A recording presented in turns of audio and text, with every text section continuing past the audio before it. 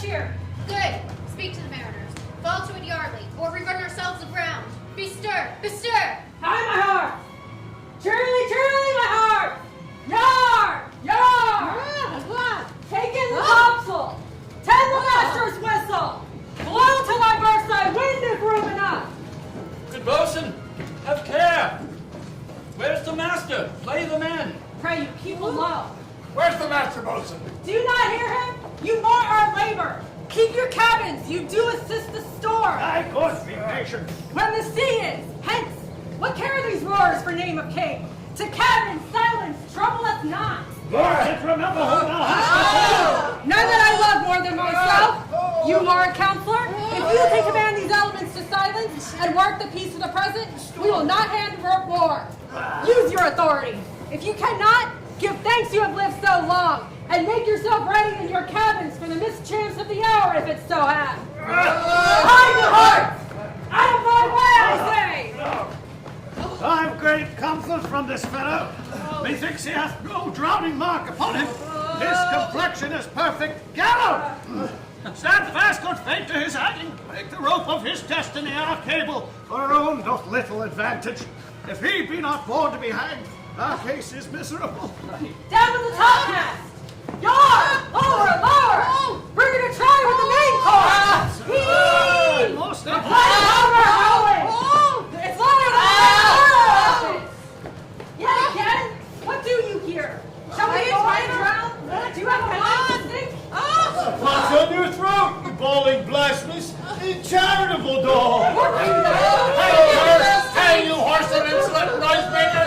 Where has the mate be drowned in art? Warrant it for drowning. Though the ship was drowned in a nutshell, and leaky as an unstanched winch. Let her a hold! A hold! Set her to courses! Stop it again! Let her lost! Let our bells be cold! King and prince and prayers, let's assist them for our cases as there. But I, madam, patient. We're really cheated of our lives by drunkards! This white-chap rascal would not let us lie drowning in Washington 10 times! He'll be hanged yet. Every drop of water swear against it, and keep it quietest to glut him. Hell is empty, and all the devils are here. Take leave of him. Now would I give 1,000 furlongs of sea for an acre of barren ground. Long heath, ground furs, anything. The will's above me done, but I would fain die a dry death.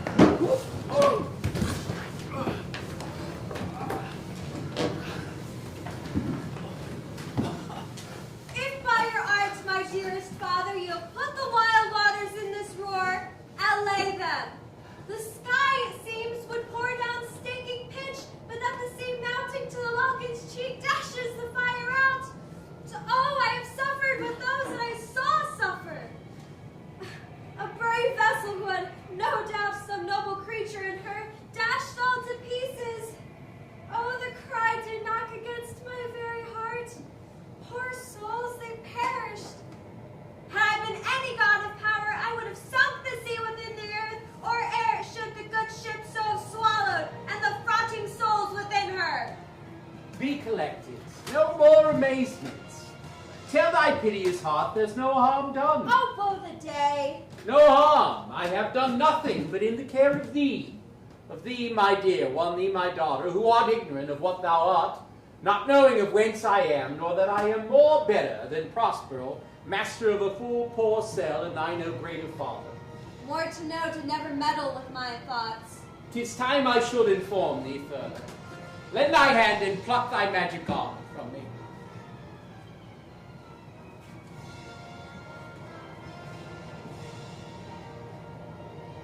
Lie there, mine arts. Wipe thou thine eyes. Have comfort. The direful spectacle of the rack which touched the very virtue of compassion in thee, I have with such provision in mine art, so safely ordered that there is no soul, no, not so much perdition as an hair, betid to any creature in the vessel, which thou heardest cry, which thou sawest sink. Sit down, for thou must now know further. You have often begun to tell me what I am, but stopped and left me to a bootless inquisition, concluding, stay, not yet. The hour is now come. The very minute bids thee open thine ear, obey, and be attentive. Canst thou remember a time before we came into this cell? I do not think thou canst, for thou wast not out 3 years old. Certainly, sir, I can. By what? By any other house or person? Of anything, the image tell me that is kept with thy remembrance. 'Tis far off, and rather like a dream than an assurance that my remembrance warrants. Had I not 4 or 5 women that once tended me? Thou hadst, and more, Miranda. But how is it that this lives in thy mind? What seest thou else in the backward and abysm of time? If thou rememberst aught ere thou camest here, how thou camest here thou mayest. But that I do not.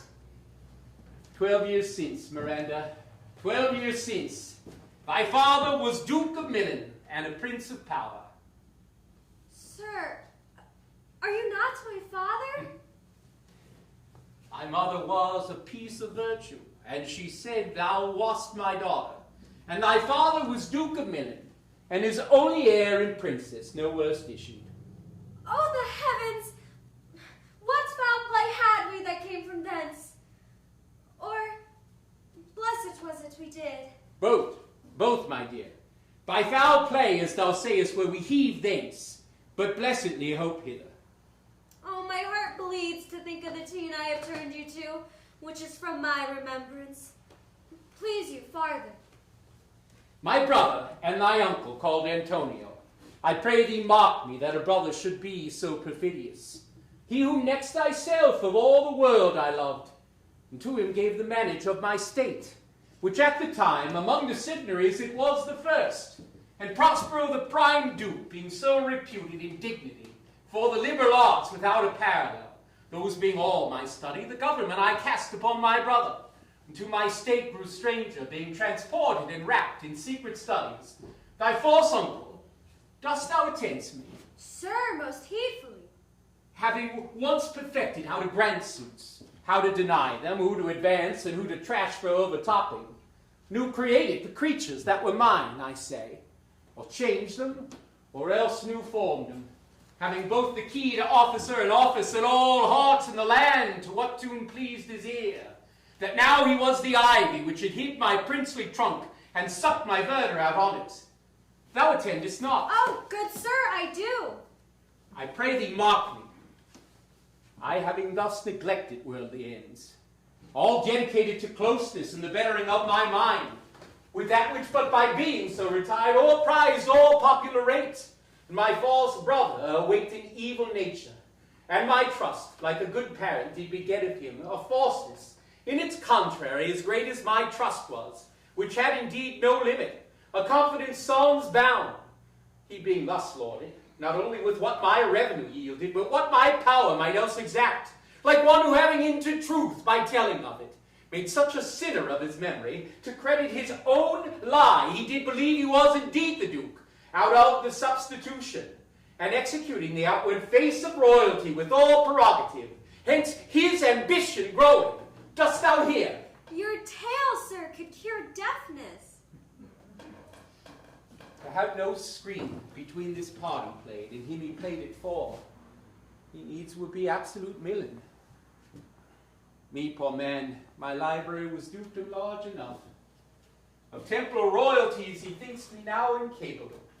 Confederates, so dry he was for sway with the king of Naples, to do him annual tribute, pay him homage, subject his coronet to his crown, and bend the dukedom, as yet unbowed. Alas, poor Milan, the most ignoble stooping. Oh, the heavens! Mark the condition and the event, then tell me if this might be a brother. I should sin to think but nobly of my grandmother. Good wombs have borne bad sons. The king of Naples, being an enemy to me inveterate, hearkens my brother's suit, which was that he, in lieu of the premises of homage, and I know not how much tribute, should presently expedite me and mine out of the dukedom, and confer fair Milan with all her honours on my brother. Whereon a treacherous army, levied one midnight, did Antonio open the gates of Milan, and in the dead of darkness the ministers for the purpose hurried thence me and thy crying self. Alack, for pity! I not remembering how I cried out then will cry it over again. It is a hint that brings my eyes to it. Hear a little further, and then I'll bring thee to the present business which now is upon us, without the which my story were most impertinent. Wherefore did they not that hour destroy us? Well demanded, wench. My tale provokes that question. Dear they durst not. So dear the love my people bore me. Nor put a mark too bloody on the business, but with colours fair painted their foul ends. In few they hurried us aboard a bark, bore us some leagues to sea, where they prepared a rotten carcass of a butt, not rigged, nor tackled, sail, nor mast, the very rats instinctively acquitted. There they hoist us to cry to the sea that roared to us, to sigh to the wind whose pity, sighing back again, did us but loving wrong. Alack, what trouble was I then to you? Oh, a cherubim, thou wast what did preserve me. Thou didst smile with a fortitude from heaven, when I had decked the sea with drops full salt under my burden groan, which raised in me an undergoing stomach to bear up against what would ensue. How came we ashore? By providence divine, some food we had and some fresh water that a noble Neapolitan, Gonzalo, out of his charity, having been appointed master of the design, did give us, along with rich garments, linens, stuffs, and necessaries, which since have steadied much. So of his gentleness. Knowing I loved my books, he furnished me from mine own library with volumes that I prize above my dukedom. Would I might but ever see that man. Now I arise. Sit still and hear the last of our sea sorrow. Here in this island we arrived, and here have I, thy schoolmaster, made thee more profit than other princes can, that have more time for vainer hours, and tutors not so careful. Heaven thank you for it. And now I pray you, sir, for still 'tis beating in my mind, your reason for raising the sea storm. Know thus far forth, by accident most strange, bountiful fortune, my dear lady, hath mine enemies brought to this shore. And by my prescience I find that my zenith doth depend upon a most auspicious star, whose influence now, if I court not but omit, my fortunes will ever after droop. Here now, cease more questions. Thou art inclined to sleep. 'Tis a good dullness. Give it way. I know thou canst not choose.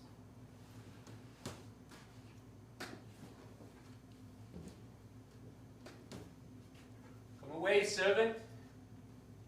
I'm ready now. Approach my Ariel, come. All hail, great master. Grave sir, hail. I come to answer thy best pleasure. Be it to fly, to swim, to dive into the fire, to ride on the curled clouds, to thy strong bidding task Ariel and all his quality. Hast thou spirit? Perform to point the Tempest which I bade thee. To every article. I boarded the king's ship, now in the beak, now in the waist, the deck, in every cabin I flamed amazement. Sometimes I divide and burn in many places. On the topmast, the yards, and the bowsprit, would I flame distinctly, then meet and join. Jove's lightning, the precursors of the dreadful thundercracks, more momentary and sight outrunning were not. The fire and cracks of sulphurous roaring, the most mighty Neptune seemed to besiege and make his bold waves tremble, yea, his dread trident shake. My brave spirit, who was so firm, so constant, that this coil would not infect his reason? Not a soul, but felt a fever of the mad and played some tricks of desperation. All but mariners plunged in the foaming brine and quit the vessel, then all afire with me. The king's son, Ferdinand, with hair upstaring, then like reeds, not hair, was the first man that leaped, cried, "Hell is empty and all the devils are here!" Why, that's my spirit. But was not this nigh shore? Close by, my master. But are the Ariels safe? Not a hair perished. On their sustaining garments not a blemish, but fresher than before, and, as thou badst me, in troops I have dispersed them about the isle.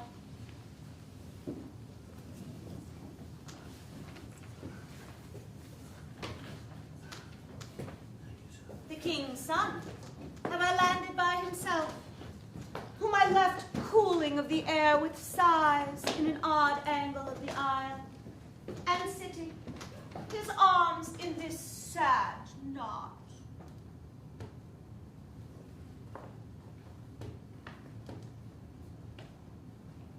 Of the king's ship, the mariners, say how thou hast disposed and all the rest of the fleet.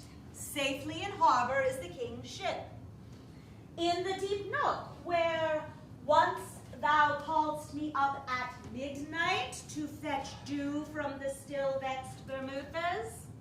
There she's hid. The mariners all under hatches stowed, who with a charm joined to their suffered labors I have left to sleep.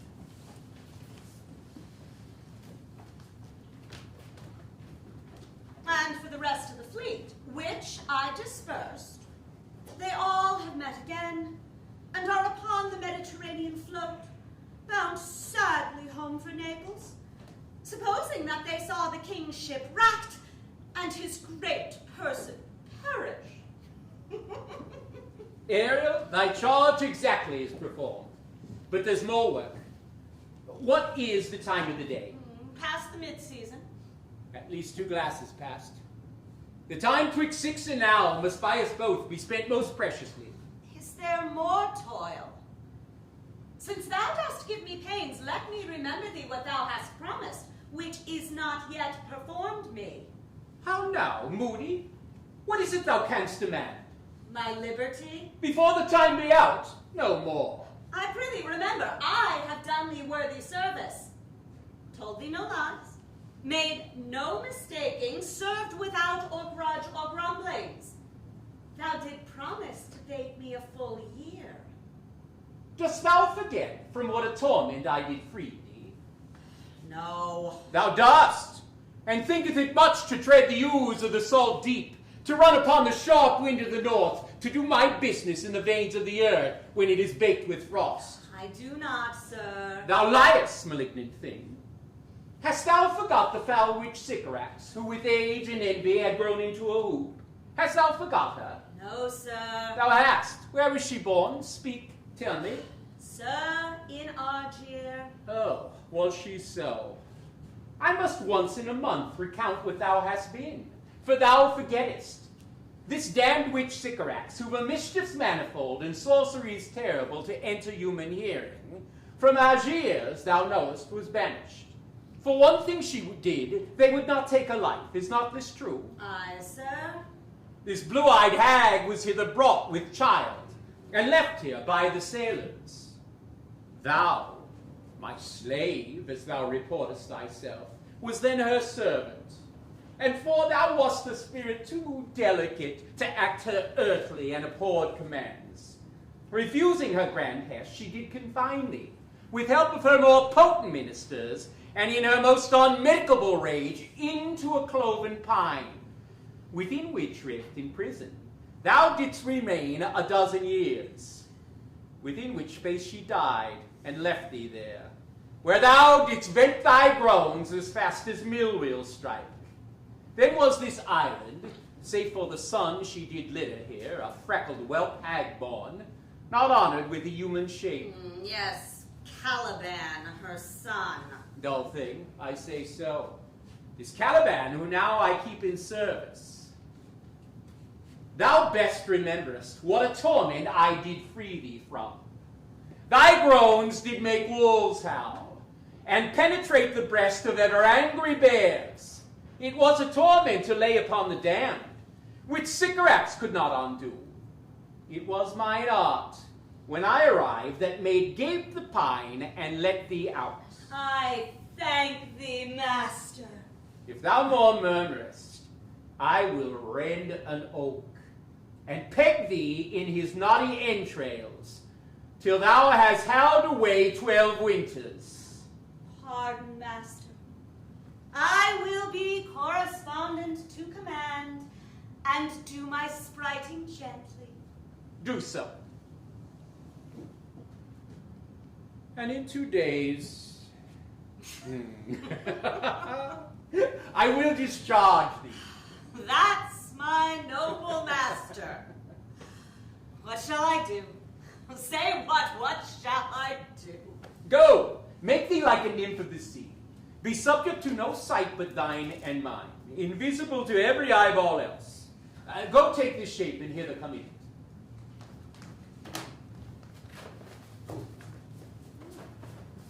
Go, with diligence.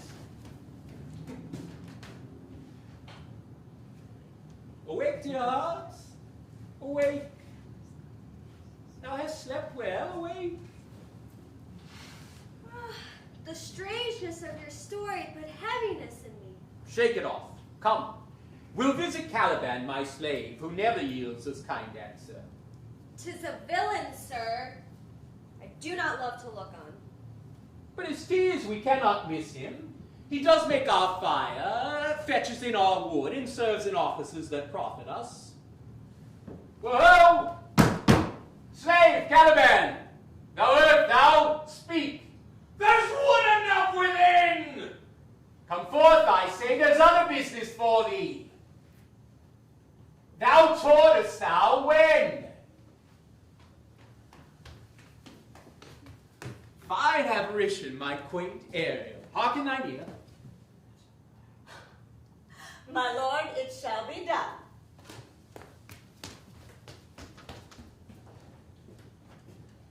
Thou poisonous slave, got by the devil himself upon thy wicked dam, come forth. As wicked a dew as e'er my mother brushed with raven's feather from unwholesome fen, drop on you both, a southwest blow on you and blister you all o'er. For this be sure, tonight thou shalt have cramps, side stitches that shall pin thy breath up. Urchin shall forth and vast of night to work all exercise on thee. Thou shalt be pinched as thick as honeycomb, each pinch more stinging than the bees that made 'em. I must eat my dinner! This island's mine, by Sycorax, my mother, which thou takest from me.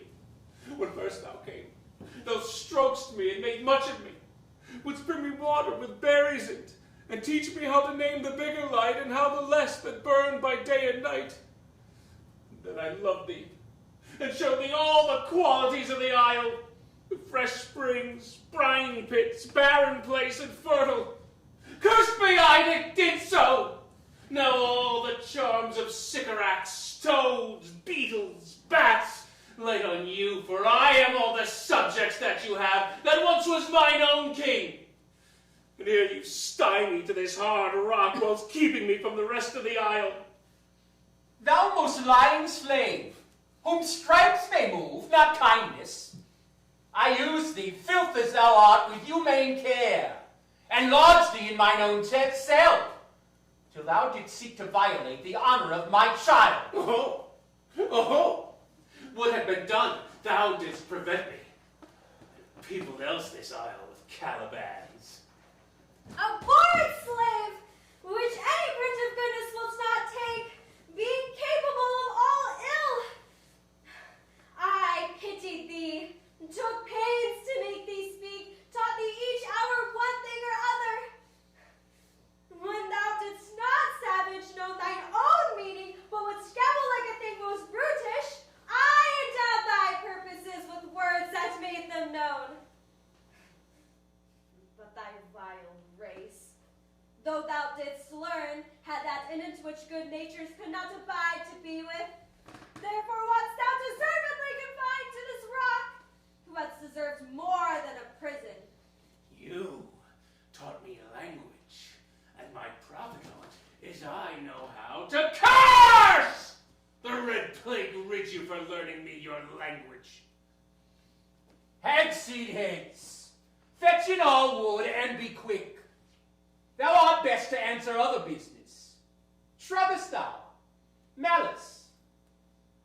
Thou neglectest, or dost unwillingly what I command. I'll peg thee with old cramps, fill all thy bones with aches. Make thee roar, that beast shall tremble at thy din. No, prithee not. I must obey.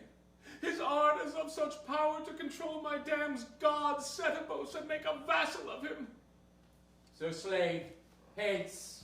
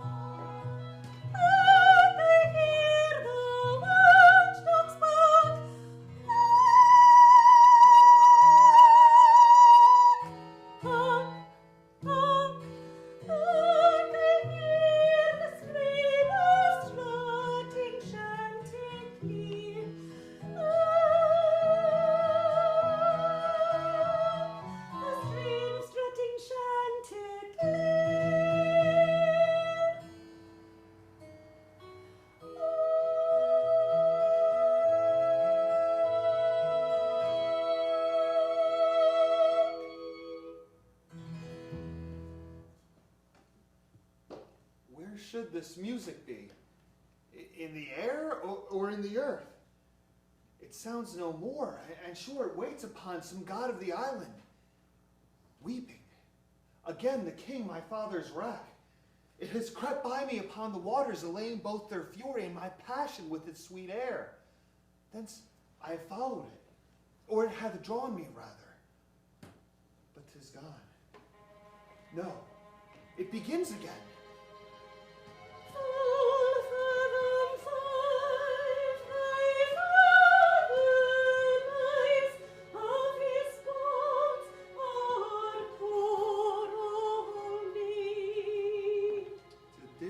Remember my drowned father. This is no mortal business, nor no sound that the earth owes. I hear it now above me.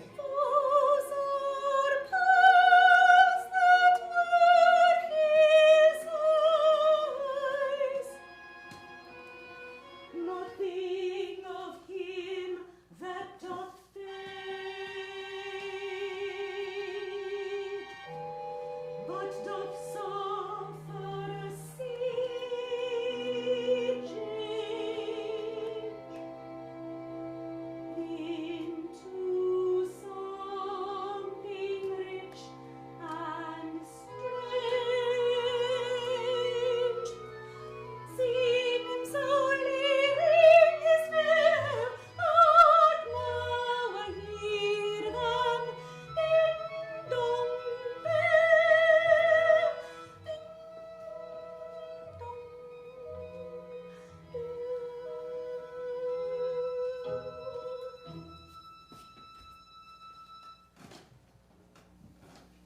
rigid curtains of thine eyes advance. Say what thou seest yon. What is it? A spirit? Lord, how it looks about. Believe me, sir, it carries a brave form, but 'tis a spirit. No wench, it eats and sleeps and has such senses as we have such. This gallant that thou seest was in the rack, and though he's something stained with grief, that's beauty's canker, one might as call him a goodly person. He's lost his fellows, strays about to find him. I might call him a thing divine, for nothing natural I ever saw so noble. It goes on, I see, as my soul prompts it. Spirit, fine spirit, I'll free thee within 2 days for this.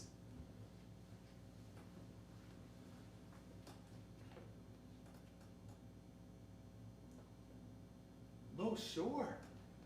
The goddess on whom these airs attend, vouchsafe my prayer, may know you remain upon this island, and that you do some good instruction give. How I may bear me here. My prime request, which I do last pronounce, is, oh, you wonder if you be maid or no. No wonder, sir, but certainly a maid. My language, heavens! I am the best of them that speak this speech. Were I but where 'tis spoken. How the best? What wert thou if the King of Naples heard thee? A single thing, as I am now, that wonders to hear thee speak of Naples. He does hear me, and that he does, I weep. Myself of Naples, who never since it ebbed beheld the king my father racked. Alack, for mercy. Yes, faith, and all his lords, the Duke of Milan, and his brave son being twain. The Duke of Milan and his more brave daughter could control thee, if 'twere fit to do so. At first sight they have changed eyes. Delicate Ariel, I'll set thee free for this. A word, good sir. I fear you have done yourselves a wrong. A word. Why speaks my father so ungently? This is the third man that I ever saw. The first I ever sighed for. Pity moved my father to be kind my way. Oh, if a virgin, and your affection not gone forth, I'll make thee the Queen of Naples. Soft, sir. One word more. They are both in either's powers. But this swift business I must uneasy make, lest too light winning make the prize light. One word more. I charge thee that thou attend me. Thou dost here usurp a name thou ownest not. Dost put thyself upon this island as a spy to win it from me, the Lord on it. No, as I am a man. There's nothing ill can dwell in such a temple. If the ill spirit have so fair a house, good things will strive to dwell with it. Follow me. Speak not for him, he's a traitor. Come. I'll manacle thy feet and neck together. Sea water shalt thou drink, thy food shall be the fresh brook mussels, withered roots and husks wherein the acorn cradled. Follow. No, I will resist such entertainment till mine enemy has more power. Oh, dear father, make not too rash a trial of him, for he's gentle and not fearful. What I say, my foot, my tutor? Put up thy sword, traitor, who makest a show, but darest not strike. Thy conscience is so possessed with guilt. Come from thy ward, for I can here disarm thee with this stick, and make thy weapon drop. Beseech you, father. Hence, hang not on my garments. Sir, have pity, I'll be a surety. Silence! One word more shall make me chide thee, if not hate thee. What? An advocate for an impostor? Hush. Thou thinkest there are no more such shapes as he, having seen but him in Caliban. Foolish wench. To the most of men this is a Caliban, and they to him are angels. My affections are then most humble. I've no ambition to see a goodlier man. Come on, obey. Thy nerves are in their infancy, and have no vigor in them. So they are. My spirits, as in a dream, are all bound up. The loss of all my friends, the wrack of my father, the weakness which I feel, nor this man's threats, to which I am subdued, are all but light to me. Might I but through my prison once a day behold this maid. All corners else of the earth let liberty make use of. Space enough have I in such a prison. It works. Come on. Thou hast done well, fine Ariel. Follow me. What thou else shalt do me. Be of comfort, sir. My father's of a better nature than he appears by speech. And this is unwonted which now came from him. Thou shalt be as free as mountain wind, but then exactly do all points of my command. To the syllable. Follow. Speak not for him.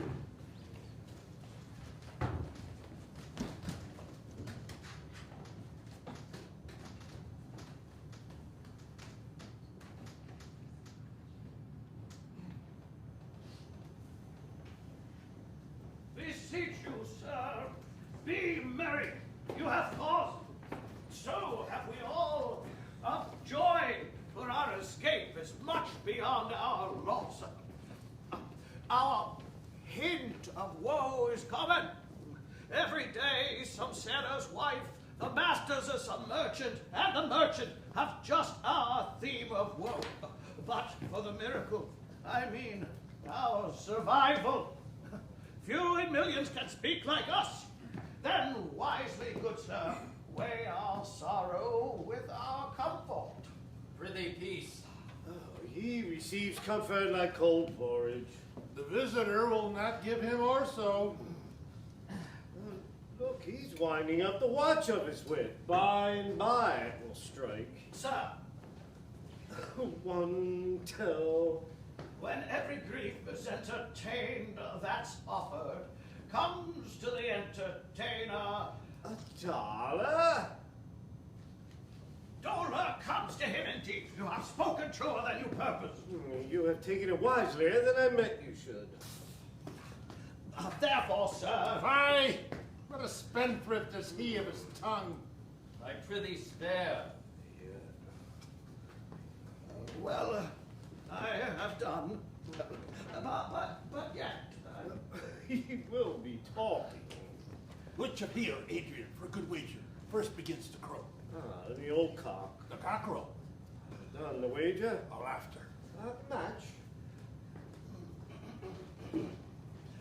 Though this island seemed to be desert, So you're paid. uninhabitable and almost inaccessible, yet it must needs be of subtle, tender, and delicate temperance. Temperance was a delicate wench. Aye, and a subtle, as he most learnedly delivered.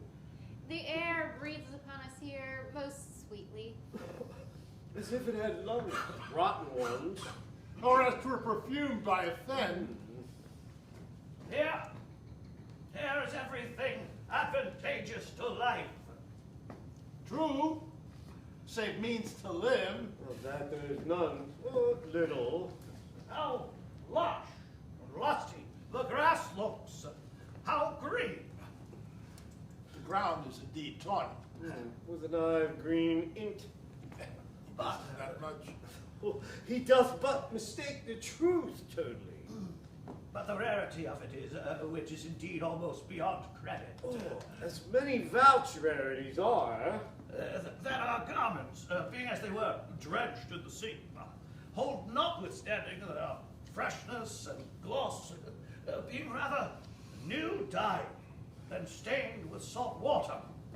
If but one of his pockets could speak, would it not say he lies? Very falsely pocket up his report. Methinks our garments are now as fresh as when we put them on first in Africa, at the marriage of the king's fair daughter, Clarabel, to the king of Tunis. 'Twas a sweet marriage, and we prosper well in our return. Tunis was never graced before with such a paragon to their queen. Not since widow Dido's time. Widow? A pox o' that. How came that widow in? What if he Widow Dido. Hey, what if he had said widow Aeneas too? Good Lord, how you take it? Widow Dido, said you. You make me study of that. She was of Carthage, not of Tunis. Oh, this Tunis, was Carthage. Carthage? Oh, I assure you, Carthage. Ooh, his word is more than the miraculous harp. I think he will raise the walls and houses too. What impossible manner will he make you see next? Oh, I think he will carry this island home in his pocket and give it his son for an apple. And sowing the kernels of it in the sea, bring forth more islands. Aye. Right in good time. We were talking, sir, that our garments seem now as fresh as the day we wore them first at Tunis, at the marriage of your daughter, who is now queen. And the rarest that ever came there. I beseech you, Widow Dido. Widow Dido? Aye, Widow Dido. Is not my doublet now as fresh as the day I first wore it? I mean in a sort. As when I wore it at your daughter's marriage.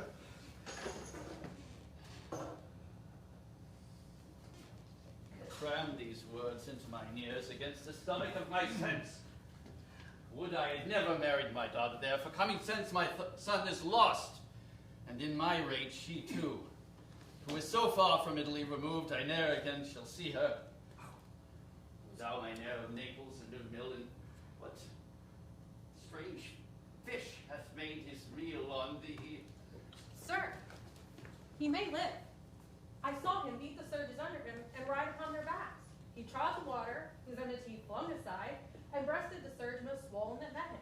His bold head above the contentious waves he kept, and oared himself with his good arms in lusty stroke to the shore. That o'er his wave-worn basis bowed, as stooping to relieve him, I not doubt he came alive to live. No, he's gone. Sir, you may thank yourself for this loss. That would not bless our Europe with your daughter, but rather lose her to an African, where at least she is banished from your eye, who has grief to wet on it. Prithee, peace. Oh, you are kneeled to and importuned by all of us, and the fair soul herself, weighed between loathness and obedience, at which end o' the beam should blow. We have lost your son, I fear forever. Milan and Naples have more widows in them of this business making than we have men to comfort them. Oh, the fault's your own. So's the dearest of the lost.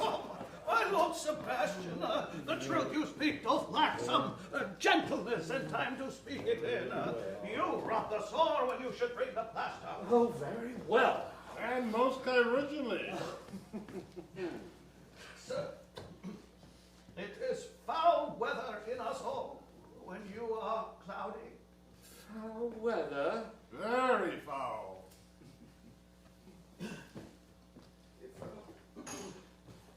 If I had plantation of this You'd island, sow it with milk seed. Oh, doctor matters. and were the king on it, what would I do? Escape being drunk for want of wine? In the Commonwealth, I would by contraries execute all things, for no kind of traffic would I allow. No name of magistrate, letters should not be known, riches, poverty, use of service, none. The contract, succession, born, bound of land, till, vineyard, none. No use of corn, or metal, or wine, or oil. No occupation, all men idle, all, and women too, but innocent and pure. No sovereignty would I have. He be king, won't it? The latter end of this commonwealth forgets the beginning. All things in common nature should produce without sweat or endeavor. The treason, felony, sword, pipe, knife, gun, or need of any engine would I not have, but nature should bring forth of its own kind. All poison, all abundance, to feed my innocent people. No marrying among his subjects? None, man. All idle, whores and knaves. I would with such perfection govern my lord, to excel the golden age. Oh, save his majesty. Long live Gonzalo! And do you mark me, sir? Prithee no more. Thou dost talk nothing to me. I do well believe, your highness. And did it to minister occasion to these gentlemen, who are of such sensible and nimble lungs that they always used to laugh at nothing. 'Twas you we laughed at. Who in this merry kind of fooling am nothing to you, so you may continue and laugh at nothing still. Oh, what a blow was there given. Ooh, it had not fallen flat long. You are gentlemen of brave metal. You would lift the moon out of her sphere if she were to continue in it for 5 weeks without changing. We would so, and then go a bat-fouling. Nay, good my lord, be not angry. No, I warrant you. I will not adventure my discretion so weakly. Will you laugh me asleep, for I am very heavy. Go sleep in here. What, all so soon asleep? I wish mine eyes would with themselves shut up my thoughts. I find they are inclined to do so. Oh, please you, sir, do not omit the heavy offer of it. It seldom visits sorrow, and when it doth, it is a comforter. We too, my lord, will guard your person while you take your rest. And watch your safety. Oh, thank you. Oh, wondrous. Heavy. What a strange drowsiness possesses them. It is the quality of the climate. And why doth it not then our eyelids sink? I feel not myself disposed to sleep. Nor I. My spirits are nimble. They fell together all as if by consent. They dropped as by a thunderstroke. What night, worthy Sebastian? Oh, what night? No more. And yet methinks I see in thy face what thou shouldst be. The occasion speaks thee, and my strong imagination sees a crown dropping upon thy head. Oh, what art thou waking? Do you not hear me speak? I do, and surely it is a sleepy language. And thou speakest out of thy sleep. What is it that thou didst say? This is a strange repose. To be asleep with eyes wide open, standing, speaking, moving, and yet so fast asleep. Noble Sebastian, thou lett'st thy fortune sleep. Die rather. Winkest while thou art waking.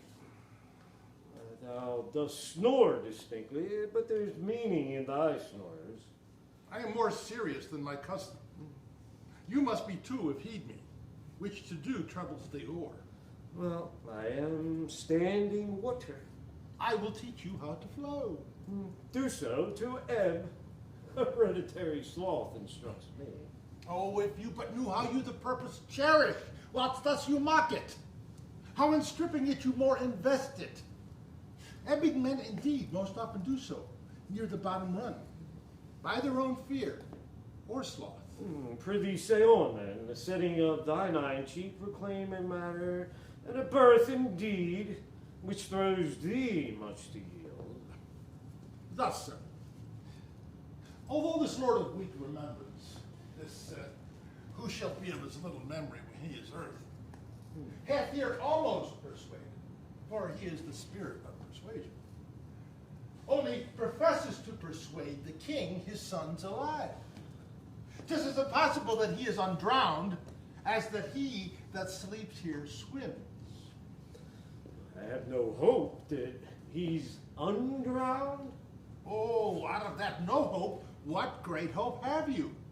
No hope that way is another way, so high a hope that even ambition cannot pierce a wink, but doubt discovery there. Will you grant with me that Ferdinand is drowned? He's gone. Then tell me, who's the next heir of Naples? Clarabelle. She that is queen of Tunis. She that dwells 10 leagues beyond man's life. She that can have no note unless the sun were post. The man in the moon's too slow until newborn chins be rough and razorable. She that from whom we are all sea swallowed, though some cast again. And by that destiny to perform an act whereof what's past is prologue, what to come in yours and my discharge. What stuff is this? I'll say you, 'tis true, my brother's daughter is queen of Tunis. So is she heir, twixt which regions there is some space. A space whose every cubit seems to cry out, how will that Clarabelle measure us back to Naples? Keep in Tunis and let Sebastian wake. Since we're dead, then thou hadst seized them. Why, they were no worse off than now they are. There be that can rule Naples as well as he that sleeps. Lords that can prate as amply and unnecessarily as this Gonzalo. I myself can make a chuff of his deep chat. Oh, that you bore the mind that I do. What a sleep with us for your advancement. Do you understand me? Methinks I do. Then, how does your content tender your own good fortune? I remember you did supplant your brother, Prospero. True. And look how well my garments sit upon me. Much feeder than before. My brother's servants were then my fellows. Now they are my men. But for your conscience. I, sir, where lies that? If 'twere kind, 'twould put me to my slipper. But I feel not this deity in my bosom. 10 consciences that stand twixt me and Milan. Candy be they, and melt ere they molest. Here lies your brother. No better than the earth he lies upon. If he were that which now he's like, that's dead, whom I, with this obedient steel, 3 inches of it, can lay to bed forever. Whilst you doing thus, to this perpetual wing for I, put this ancient morsel, this Sir Prudence, who should not upbraid our course. For all the rest, they'll take suggestion as a cat laps milk. They'll tell the clock to any business we say befits the hour. Thy case, dear friend, shall be my precedent. As thou gotst Milan, I shall come by Naples. Draw thy sword, one stroke shall free thee from the tribute thou payest. And I, the king, shall love thee. Draw together. And when I rear my hand, do you the like to fall it on Gonzalo. Oh, but one word. One word. My master, through his art, foresees the danger that you, his friend, are in, and sends me forth, for else his project dies, to keep them living. While you here do snoring lie, open eyed conspiracy, his time doth take. Therefore, if you keep a care, shake off slumber, and beware. Awake, awake, awake! Then let us both be sudden. Why are you crying? Where's all this ghastly looking? What's the matter? Whilst we stood here, securing your repose, even now we heard a hollow burst of bellowing like bulls, or rather lions. It didn't wake you, it struck my ears most terribly. I heard nothing. Oh, it was a din that would frighten monsters here. To make an earthquake. Sure, it was a roar of a whole herd of lions. Heard you this, Gonzalo? Upon mine honor, sir, there was a humming, and a strange one, too, which did awake me. I shaked you, sir, and cried. As mine eyes opened, I saw their weapons drawn. There was a noise, that's verily. 'Tis best we stand upon our guard, or quit this place. Let us draw our weapons. Lead off this ground, and let's make further search for my poor son. Heavens keep him from these beasts, for he is sure in the island. Lead away.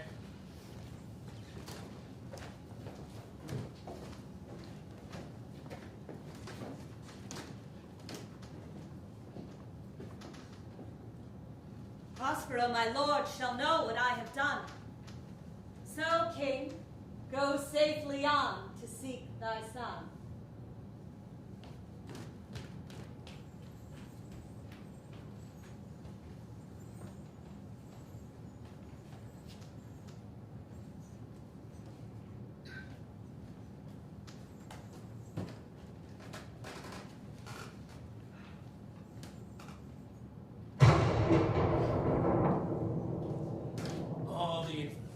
That the sun sucks up from bogs, fens, flats, on Prosper fall and make him by inchmeal a disease. The spirits hear me, and yet I needs must curse, for they'll nor pinch, fright me with urchin shows, pinch me in the mire, nor lead me like a firebrand in the dark out of my way, lest he bid him. But for every trifle that they set upon me, sometimes like apes, which maul and chatter at me, and after bite me, then like hedgehogs lie tumbling in my barefoot path, and mount their pricks at my footfall. Sometimes am I all wound with adders, who with cloven tongues do hiss me into madness. Lo, now, lo, here comes a spirit of his, and to torment me for bringing wood in slowly, I'll fall flat. Perchance he will not note me.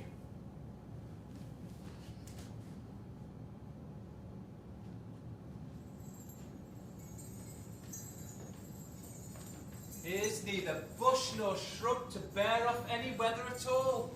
And another storm brewing. I hear it sing in the wind. Yon same black cloud, yon huge one, looks like a foul bombard that would shed its liquor. If it should thunder as it did before, I know not where to hide my head. Yon same cloud cannot choose but fall by pailfuls. What have we here? A man or a fish? Dead or alive? A fish? Oh, smells like a fisher. Ancient and fish-like smeller.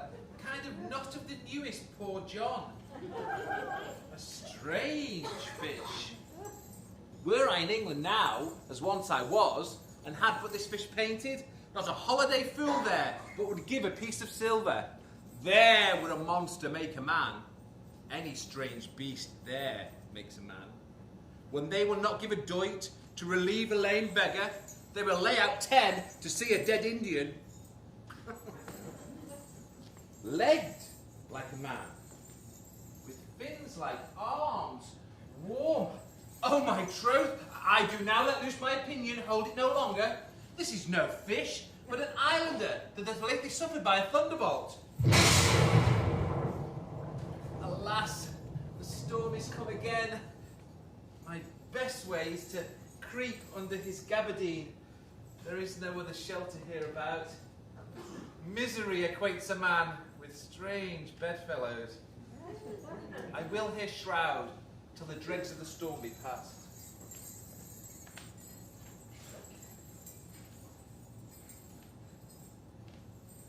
I'll go no more to sea, here shall I die ashore. That's a scurvy tune to sing at a man's funeral. Here's my comfort. The master, the swabber, the boatswain, and I, the gunner and his mate, loved Ma, Megan, Marion, and Marjorie. But none of us cared for Kate, for she had a tongue with a tang, would cry to a sailor, go hang. She loved not the savor of tar or of pitch, but a tailor might scratch her where'er she did it. So to sea, boys, and let her go hang. There's a scurvy tune, too. Here's my comfort. Do not torment me, oh! What's the matter? Have we devils here? Do you put tricks upon us with savages and men of Ind? Ha! I have not escaped drowning to be afeard now of your 4 legs. For it hath been said, as proper a man as ever trod on 4 legs could not make him give ground, and so it shall be said again while Stefano breathes at nostrils. The spirit torments me, oh! This is some monster of the isle with 4 legs, which hath got, as I take it, an ague. Where the devil did he learn our language? I'll relieve his fit if it be but for that. If I can recover him and keep him tame and get to Naples with him, he's a present for any emperor that ever trod on neat's leather. Do not torment me, I prithee. I'll bring my wood home faster. He's in his fit now and does not talk after the wisest. He shall taste of my bottle. If he hath never drunk wine afore, it will go near to remove his fit. If I can recover him and keep him tame, I'll not take too much for him. He shall pay for him that hath him, and that soundly. Thou dost me yet but little hurt. Thou wilt anon, I know it by thy trembling. No prosper works upon thee. Come on your ways, now open your mouth. Here is that which will give language to you. Oh. Open your mouth, this will shake your shaking, I can tell you on that soundly. You do not know who your friend is. Open your shops again. I should know that voice. It should be, but he's drowned, and these are demons, oh defend me. 4 legs and 2 voices. A most delicate monster. His forward voice is to speak well of his friend. His backward voice is to utter foul speeches and to detract. If all the wine in my bottle will recover him, I will help his ague. Here, come. Amen. I will pour some in thine other mouth. Stefano! Does thine other mouth call me? Mercy, this is the devil and no monster. I will leave him. I have no long spoon. Stefano, if thou beest Stefano, speak to me and touch me, for I am Trinculo, but be not afeard, thy good friend Trinculo. If thou beest Trinculo, come forth. I will pull thee by the lesser legs. If any be Trinculo's legs, these are they. Thou art Trinculo indeed! But how came thou to be the siege of this mooncalf? Can he vent Trinculos? I took him to be killed by a thunderstroke. But art thou now drowned, Stefano? I hope now thou art not drowned. Is the storm overblown? I hid me under the dead mooncalf's gabardine for fear of the storm. And art thou living, Stefano? Oh, Stefano! To Neapolitan skate! Prithee, do not turn me about. My stomach is not constant. These be fine things, and if they be not sprites, there's a brave God who bears celestial liquor. I will kneel to him. But how didst thou escape? How camest thou hither? I escaped upon a butt of sack that the sailors threw overboard. By this bottle, which I made of a bark of a tree with mine own hands since I was cast ashore. I'll swear by that bottle to be thy true subject, for thy liquor is not earthly. Swear how thou came hither. Swam ashore, man, like a duck. I can swim like a duck, I'll be sworn. Here, kiss the book. Thou may swim like a duck, are made like a goo! Oh, Stefano, hast any more of this? The whole butt, man. My wine is hid in my cellar, in a rock by the seaside where the whole thing is hid. How now, moon calf, how dost thine ague? Hast thou not dropped from heaven? Out of the moon, I do assure thee. I was the man in the moon when time was. Oh! I have seen thee in her, and I do adore thee. My mistress showed me thee and thy dog and thy bush. Come, swear to that. Kiss the book. I will furnish it with new contents of none. Swear. By this good light, this is a very shallow monster. I have feared of him. The man in the moon, a very weak monster. A poor, credulous monster. I'll show thee every fertile inch of the island, and I'll kiss thy foot. I pray thee, be my God! By this light, a most perfidious and drunken monster. When his god's asleep, he'll rob his bottle. I'll swear myself thy subject, and I'll kiss thy foot. Oh, damn it, swear! I shall laugh myself to death at this puppy-headed monster. A most scurvy monster. I could find in my heart to beat him. Come, kiss! But that poor monster's in drink, an abominable monster. I'll show thee the freshest springs. I'll pluck thee berries. I'll fish for thee, and I'll bring thee wood enough. A plague upon the tyrant that I serve! I'll fetch him no more sticks, but follow thee, thou wondrous man. A most ridiculous monster to make a wonder of a poor drunkard. I prithee, let me bring thee where crabs grow, and I with my long nails will dig thee pig nuts, show thee a jade's nest, and instruct thee how to snare the nimble marmoset. I'll bring thee to clustering filberts, and sometimes I'll fetch thee young scammels from the rock. Wilt thou go with me? Oh, prithee, lead the way and no more talking. Drink it up. The king and all our company thus being drowned, we will inherit here. Here, spare my bottle. We'll fill him again by and by. Farewell, master! Farewell, farewell! Howling monster, drunken monster! No more dams I'll make for fish, nor vexing firing at required, nor spit treachery, nor skirtish. Ban, Caliban, ban! Have a new master! Monster, lead the way!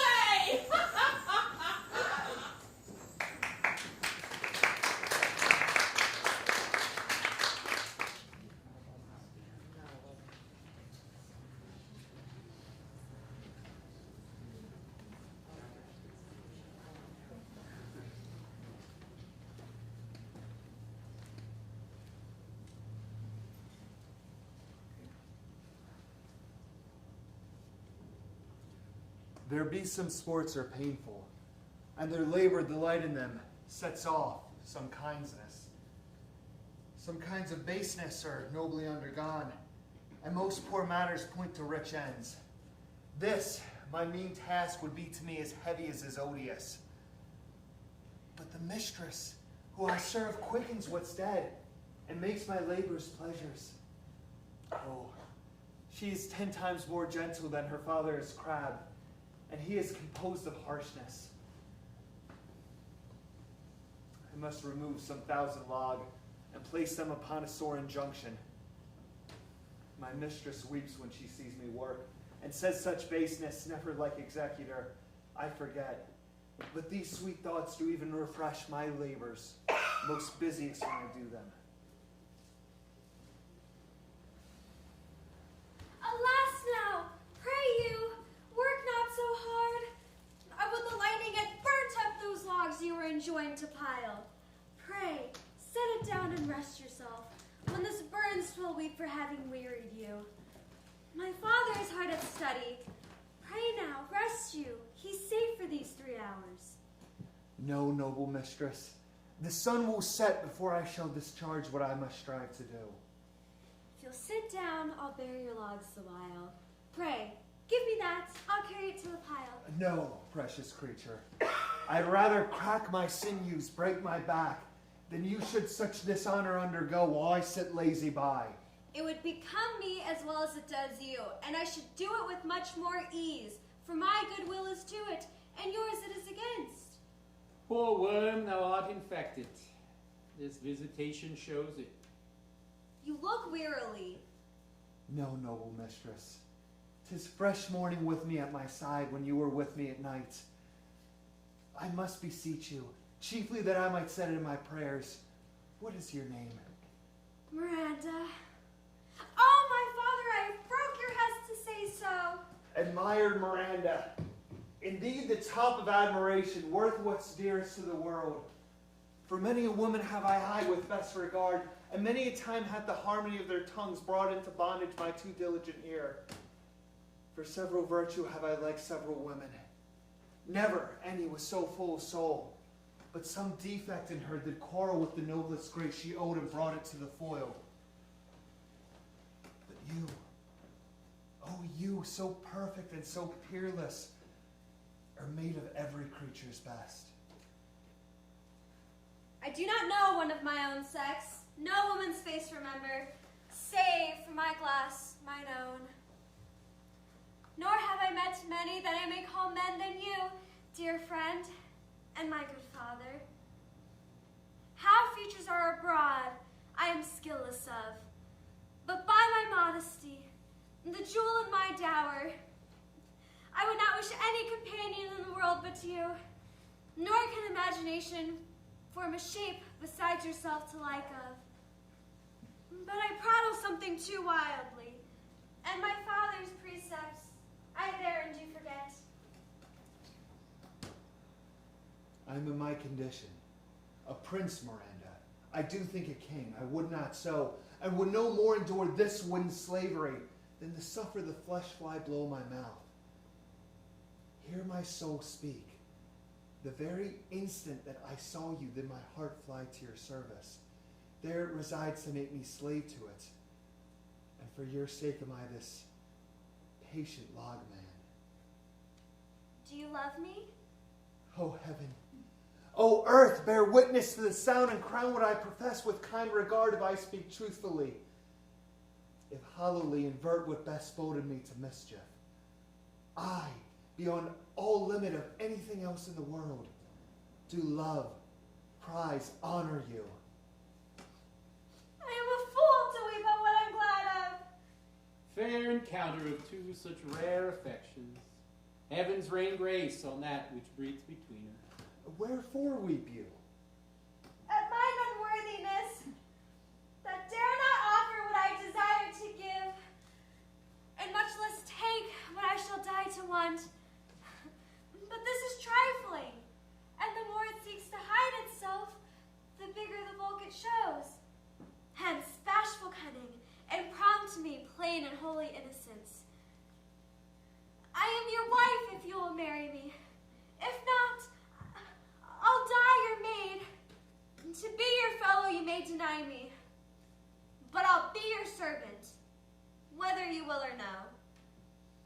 My mistress dearest, and I thus humble ever. My husband then? Aye, with a heart as willing as bondage ever of freedom.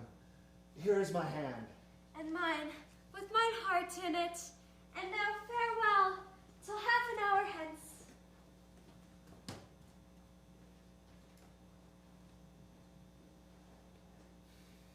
Thousand. As glad of this as they I cannot be, who are surprised withal. But my rejoicing at nothing can be more. I'll to my book, for yet ere supper time must I perform much business appertaining.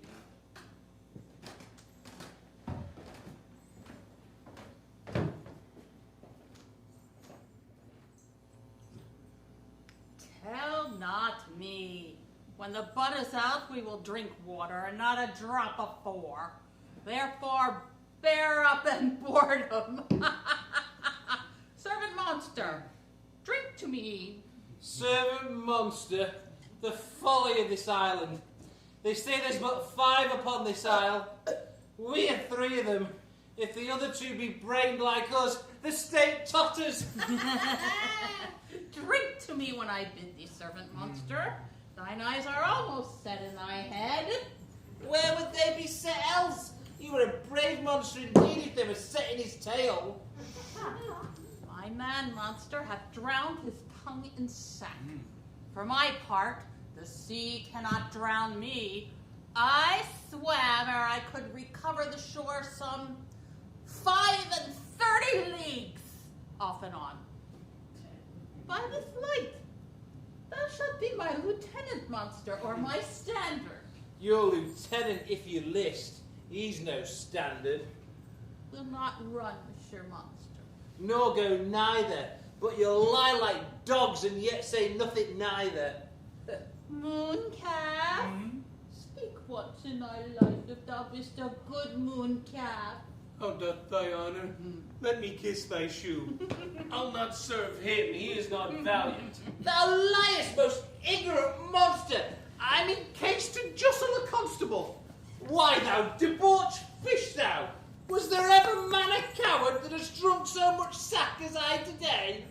Wilt thou tell a monstrous lie, being but half a fish and half a monster? Lo, how he mocks me! Wilt thou let him, my lord? Lord, quoth he, that a monster should be such a natural. Lo, lo again, bite him to death, I prithee. Trinculo, keep a good tongue in thy head, if thou provest a mutineer by the next tree. The monster is my servant, and shall not suffer indignity. I thank my noble lord. Wilt thou be pleased to hearken again to the suit I made to thee? Marry, will I? Kneel and repeat it. I shall stand.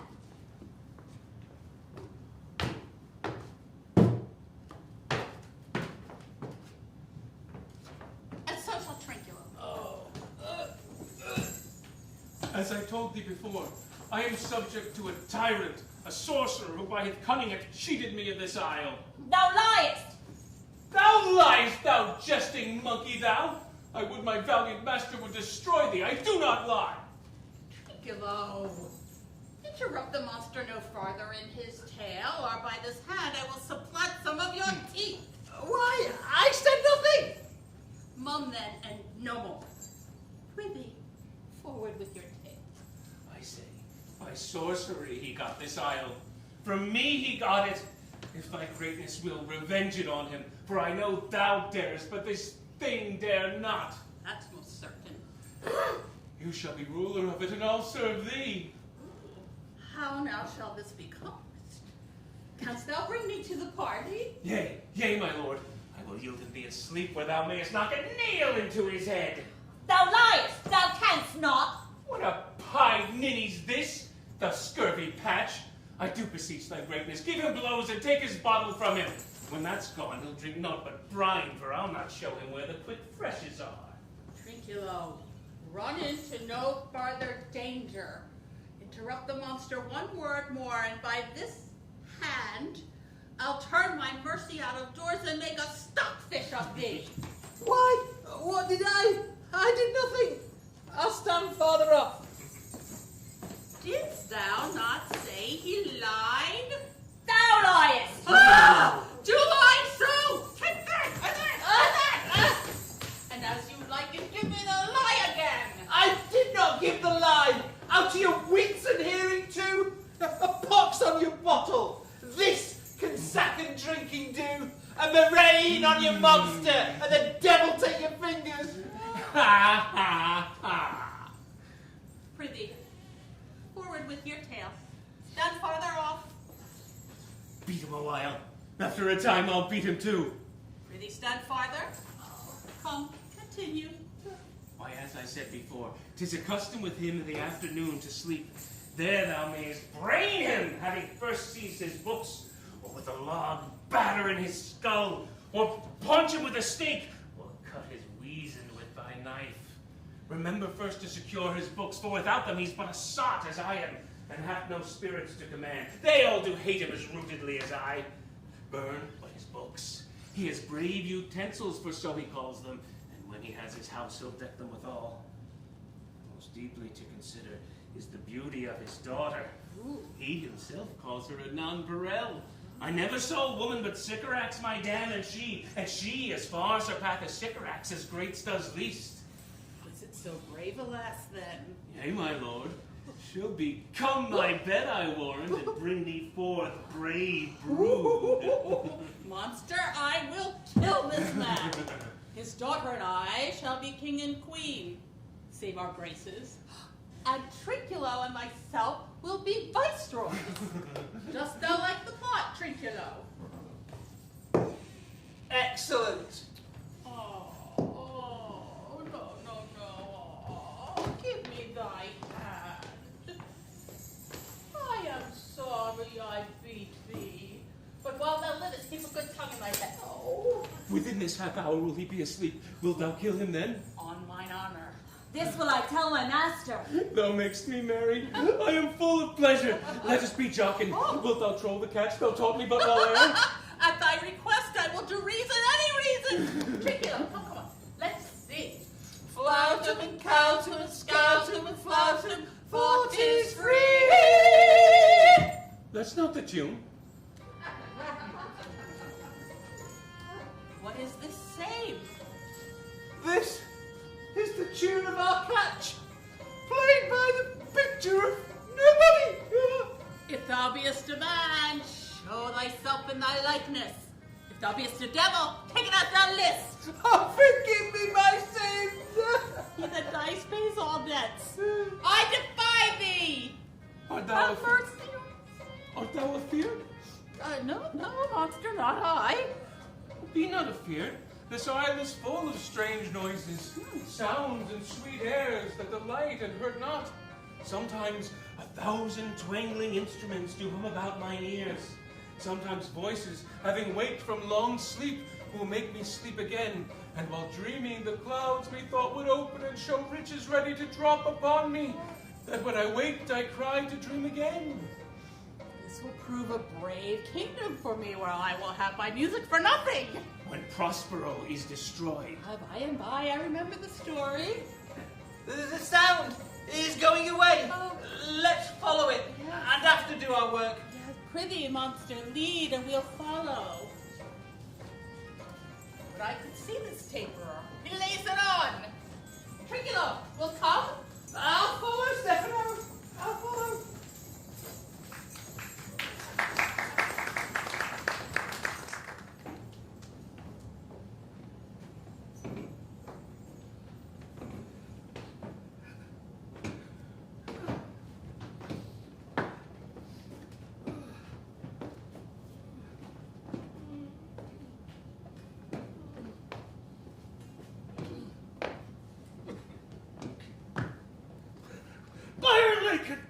I can go no further, sir.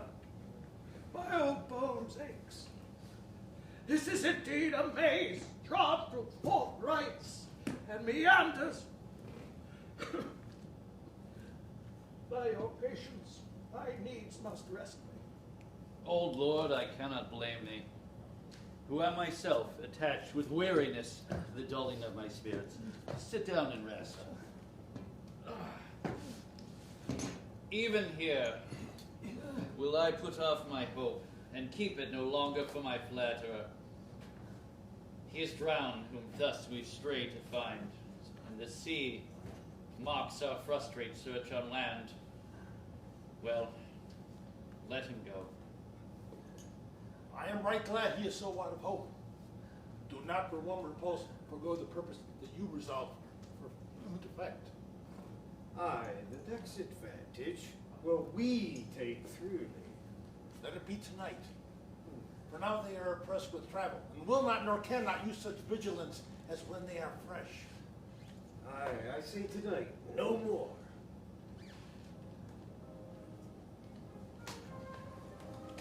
What harmony is this? My good friends, hark. Marvelous sweet music.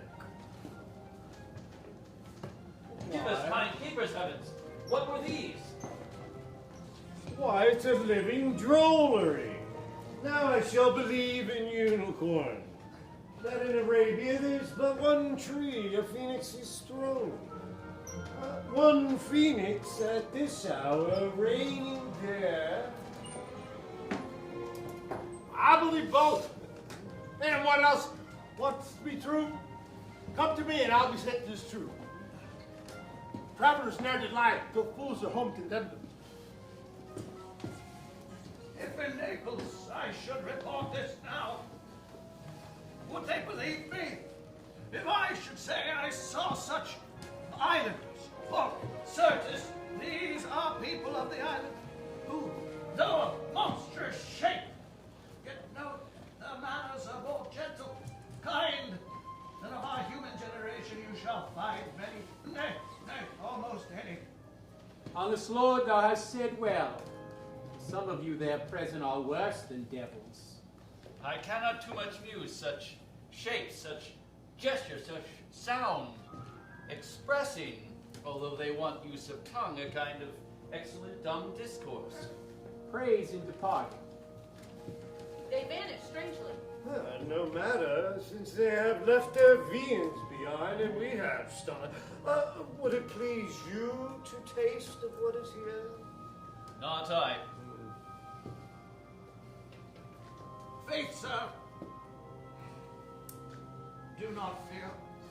When we were boys, who would think there were mountaineers dew-lapped like bulls, whose throats had hanging at them wallets of flesh? Or that there were such men whose heads stood in their breasts, which even now we find every putter-outer of 5 for 1 will bring us good warrant of. I will stand to and feed, although my last no matter, since I feel the best is past. Brother, my lord the Duke, stand to and do as we.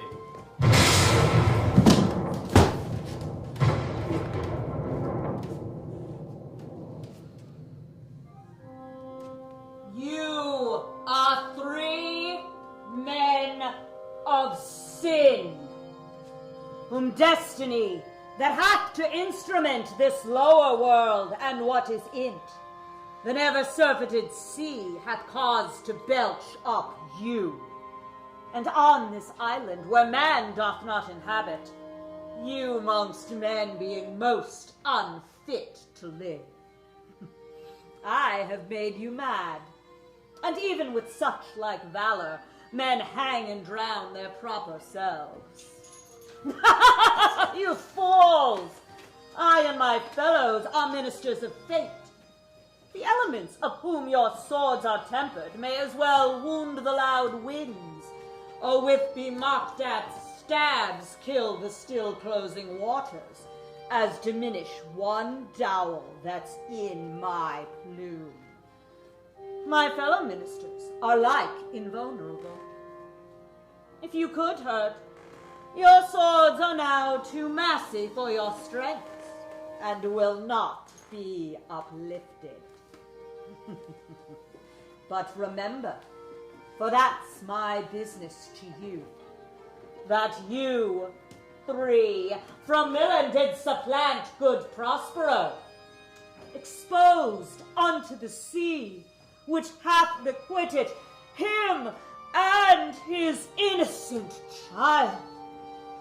For which foul deed the powers, delaying, not forgetting, have incensed the seas and shores, yea, all the creatures, against your peace. Thee of thy son, Alonso, they have bereft, and do pronounce by me lingering perdition, worse than any death can be at once, shall step by step attend you and your ways, whose wraths to guard you from, which here, in this most desolate isle, else falls upon your heads, is nothing but heart sorrow, and a clear life ensuing.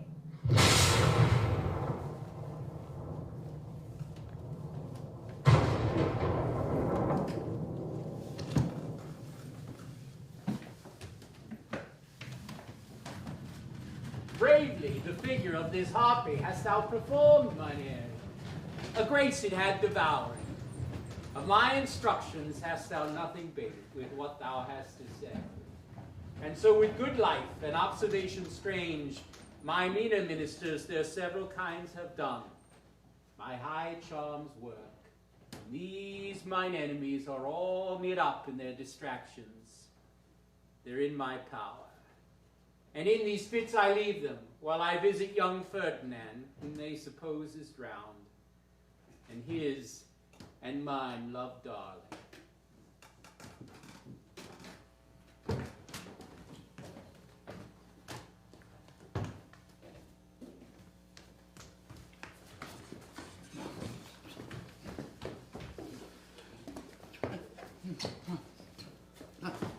In the name of something holy, sir, why stand you in this strange stare?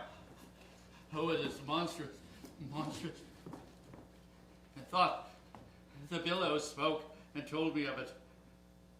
The winds did sing it to me. And the thunder, the deep and dreadful organ pipe pronounced the name of Prospero. It did pass my trespass. Therefore my son in the ooze lies dreaded. And I'll seek him there. Deeper than air plummet sounded, and with him there I running. But 1 feet at a time. I'll fight that legion door. I'll be there second. All 3 of them are desperate. Their great guilt, like poison given to work a great time after, now bites the spirits. I beseech you that are of subtler joints, follow them swiftly and hinder them from what this ecstasy may now provoke them to. Follow, I pray you.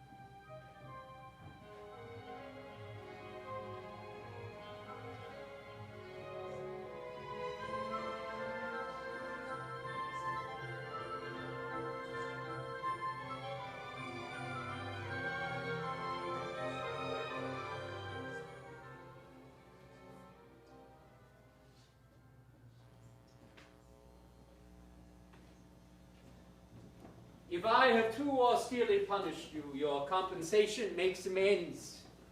For I have given you here 1/3 of my own life, or that for which I live, which once again I tender to thy hand. All thy vexations were but my trials of thy love, and thou hast strangely stood the test. Here for heaven, I ratify this my rich gift. O Ferdinand, do not smile at me that I boast of her, for thou shalt find she will outstrip all praise, and make it halt behind her. I do believe it, against an oracle. Then as my gift, and thine own acquisition worthily purchased, take my daughter.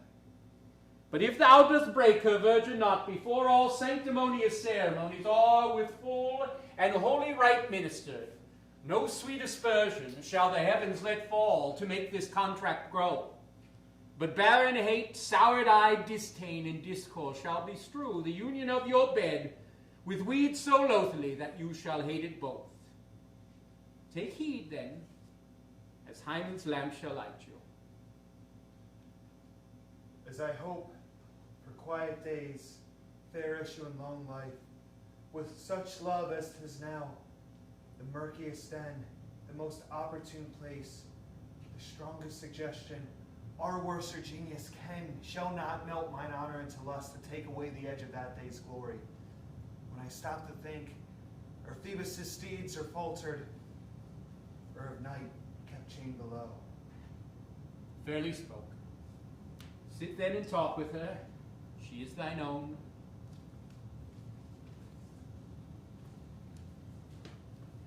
What?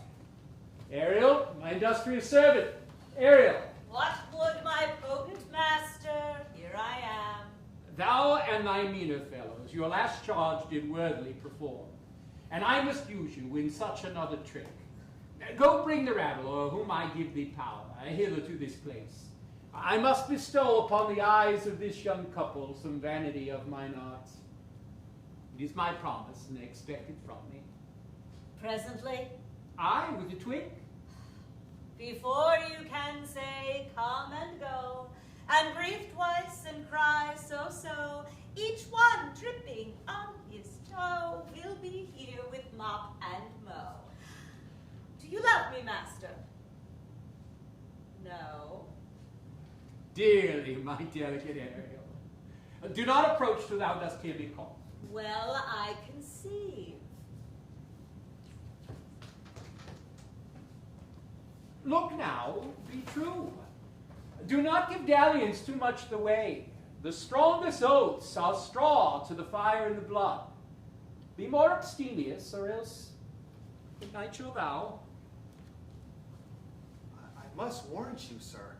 The white cold virgin snow upon my heart abates the ardor of my liver. Well. Now come, Ariel.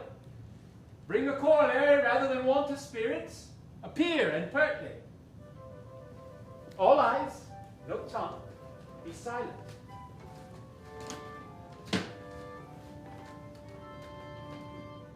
Ceres, most bounteous lady, thy rich lees of wheat, rye, barley, vetches, oats, and peas, thy turfy mountains where live nibbling sheep, and flat meads thatched with stover them to keep, thy banks with peanut and twillet brims, which spongy April at thy hest betrims, to make cold nymphs chaste crowns, and thy broom groves, whose shadow the dismissed bachelor loves, being last lorn, thy pole-clipped vineyards, thy sea marge, sterile and rocky hard, where thou thyself dost err, the queen of the sky, whose watery arch and messenger am I, bids thee leave these, and with her sovereign grace, here on this grass plot, in this very place, to come and to sport, her peacocks fly amain, approach rich Ceres, her to entertain.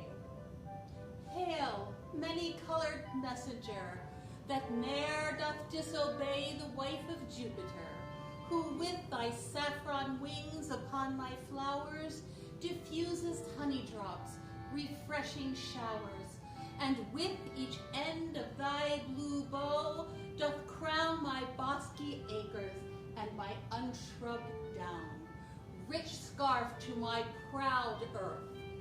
Why hast thy queen summoned me hither to this short-grassed green? A contract of true love to celebrate, and some donation to estate on the blessed lovers. Tell me, heavenly bow, if Venus or her son, as thou dost know, do now attend the queen, since they did plot the means that dusky dis my daughter got, her and her blind boy scandaled company I have forsworn. Of her society be not afraid. I met her deity cutting the clouds towards Paphos, and her son dove drawn with her. Here thought they to have done a wanton charm upon this man and maid, whose vows are that no bed right shall be paid till Hymen's torch be lighted, but in vain. Mars's hot minion returns again. Her waspish-headed son has broke his arrows, swears that he will shoot no more, but play with sparrows, and be a boy right out. Highest queen of state, great Juno comes, I know her by her gait. How does my bounteous sister? Go with me to bless this twain, that they may prosperous be and honored in their issue.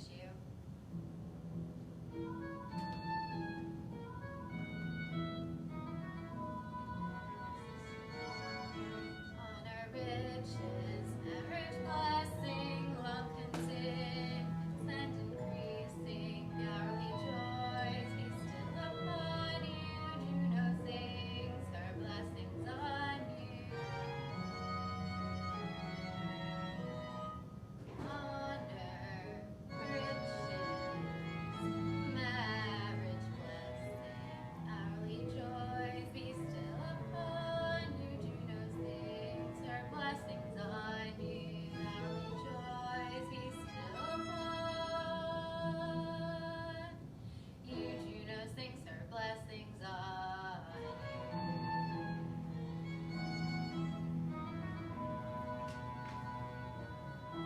Earth increase and voice and plenty, bonds and garners never empty, vines with clustering bunches growing, plants with goodly burden bowing.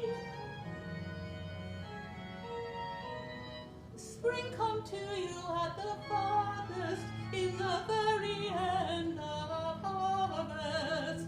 Scarcity and want shall shun you. Ceres' blessing, so is on you. Ceres' blessing, so is on you. Spring comes to you at the farthest, in the very end of harvest. Scarcity and want shall shun you. Ceres' blessing, so is on you. Ceres' blessing, so is on you. Juno sings her Ceres' blessing, so is on you. So is on you.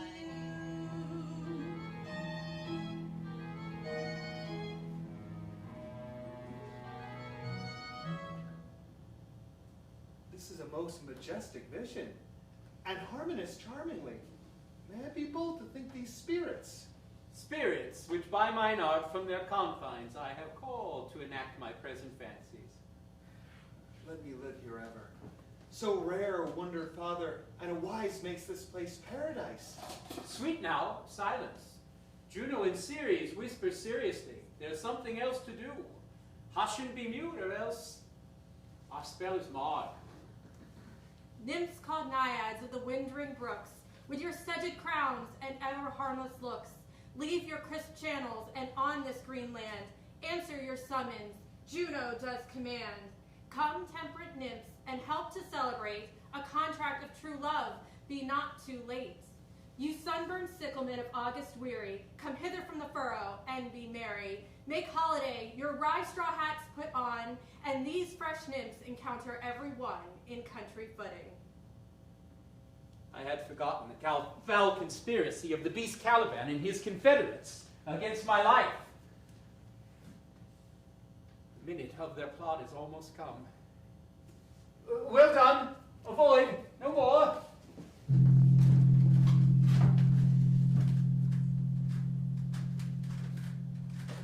This is strange.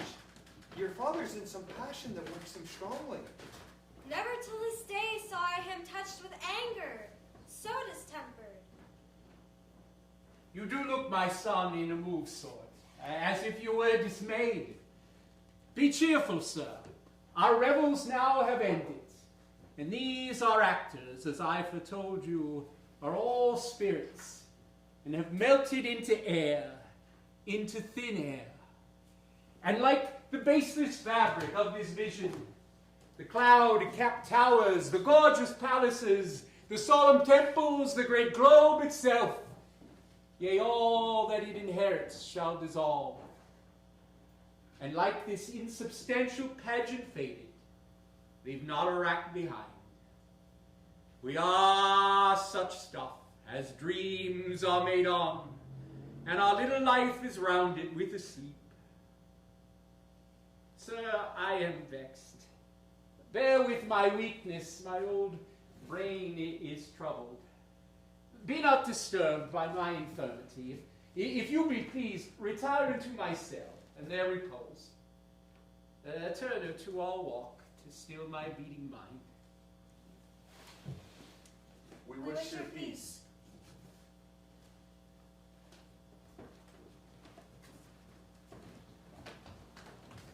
Come with the thought, I thank the Ariel. Come. Thy thoughts I cleave to. What's thy pleasure? We must prepare to meet with Caliban. Aye, my commander, when I presented Ceres, I had thought to have told thee of it, but I feared lest I might anger thee. Say again, Spirit, where didst thou leave these varlets? I told you, sir, they were red hot with drinking, so full of valor that they smote the air for breathing in their faces, beat the ground for kissing of their feet, yet always bending towards their project. Then I beat my tabor, at which, like unbacked colts, they pricked their ears, advanced their eyelids, lifted up their noses, as they smelt music. So I charmed their ears, that, calf-like, they my lowing followed, through tooth-briars, sharp verses, pricking gorse of thorns, which entered their frail shins. At last I left them in the filthy mantled pool beyond your cell. They're dancing up to the chins that the foul lake o'erstuck their feet. This was well done, my bird. Thy shape invisible retain thou still. The trumpery in my house. Go bring it hither for stale to catch these thieves. I go. Devil, a born devil, on whose nature nurture could never stick, on whom my pains humanely taken, all are lost. And as with age his body uglier grows, so too his mind cankers. I will plague them all, even to roaring. Come, hang it on this line. Pray you tread softly, that the blind mole may not hear a footfall. We now are near his cell. Monster, your fairy, which you say is a harmless fairy, hath done little better than played the jack with us. Monster, I do smell all horse piss, at which my nose is in great indignation. As is mine. Hear me, monster, should I take a displeasure against you, look you. Thou wert but a lost monster. Good my lord, give me thy favour still. Be patient, for the prize that I shall bring thee to will hoodwink this mischance. Therefore speak softly. All's hushed as midnight yet. Aye, but to lose our bottles in the pool. There is not only disgrace and dishonor in that, monster, but an infinite loss. That's more to me than my wetting. Yet this is your harmless fairy monster. I will fetch off my bottle, though I be your ears for my labors. Prithee, my king, be quiet. Seest thou here? This is the mouth of his cell. No noise, and enter. Do that good mischief that may make this island thine own forever, and I thy Caliban, for I thy footlicker. Give me thy hand. I do begin to have bloody thoughts. Oh, King Stefano! Oh, Peart! Oh, worthy Stefano! Look what a wardrobe here is for thee! Let it alone, thou fool! It is but trash! Oh, monster, we know what belongs to a frippery. Oh, King Stefano! Trinculo, put off that gown. By this hand, I'll have that gown. Thy grace shall have it. The dropsy drown this fool! Why dost thou dote thus on such luggage? Let it alone and do the murder first. If he wakes, from toe to crown, who fill our skin with pinches, make us strange stuff. Be you quiet, monster. Is this not my jerkin? Now the jerkin is under the line. Now, jerkin, you are like to lose your hair and prove a bald jerkin. Do. We steal by line and level, unlike your grace. I thank you for that jest. Here's a garment for it.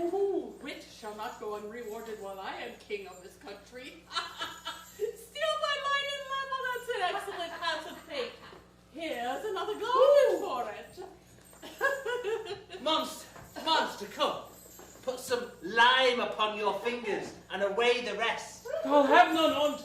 We shall lose our time and be all changed into barnacles or apes with foreheads villainous low.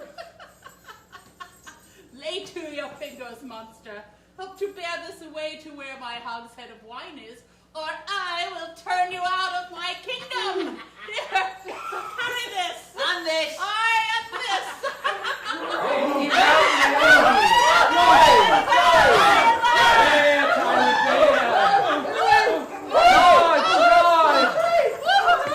Don't charge my goblins that they grind their joints with high convulsions. Shorten up their sinews with aged cramps and more pinch spot and make them in pod or catamounted. They roar. Let them be hunted soundly. At this moment lies at my mercy all mine enemies. Soon shall all my labors end, and thou shalt have an air of freedom. For a little, follow, do me service.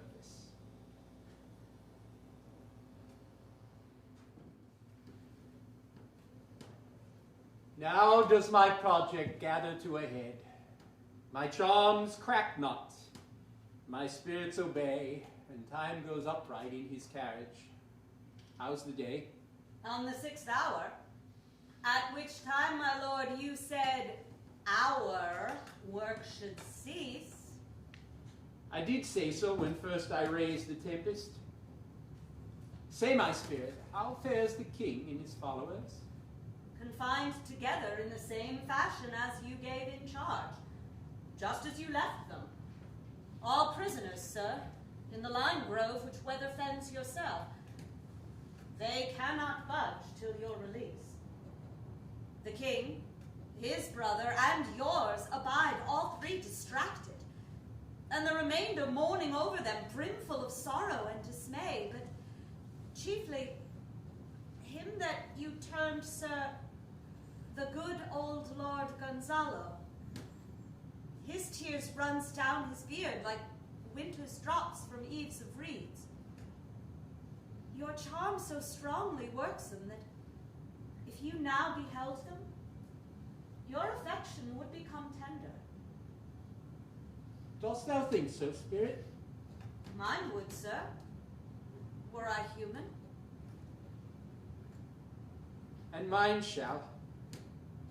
Hast thou, which art but air, a touch of feeling for their affliction? And shall not myself, one of their kind, who relishes sharply passion as they, be not kindlier moved than thou art? Though with their high wrongs I am struck to the quick, yet with my nobler reason against my fury do I take part. The rare action is in virtue than vengeance. They being penitent, the sole drift of my purpose doth extend not a frown further. Go release them, Ariel. My charms I'll break, their senses I'll restore, and they shall be themselves. I'll fetch them, sir.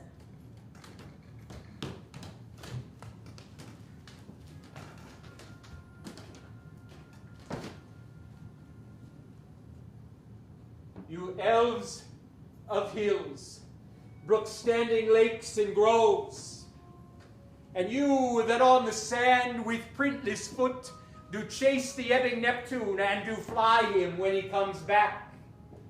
You demi-puppets, who by moonshine the green sour ringlets make, whereof the ewe not bites, and you whose pastime it is to make midnight mushrooms that rejoice to hear the solemn curfew. By your aid, weak masters though ye be, I have bedimmed the noontime sun, called forth the mutinous winds, and twixt the green sea and the azure vaults at roaring war. To the dread rattling thunder have I given fire, and rifted Jove's stout oak by his own bolt. The strong base promontory have I made shake, and by the spurs plucked up the pine and cedar.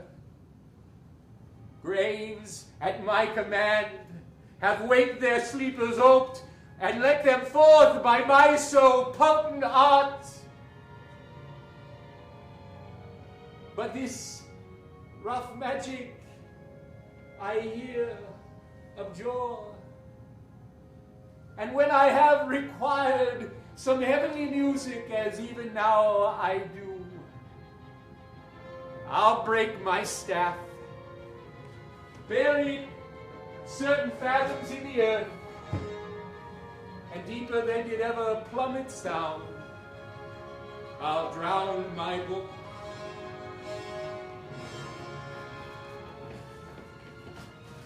The solemn air and the best comforter to an unsettled fancy, cure thy brains, now useless, boiled within thy skull.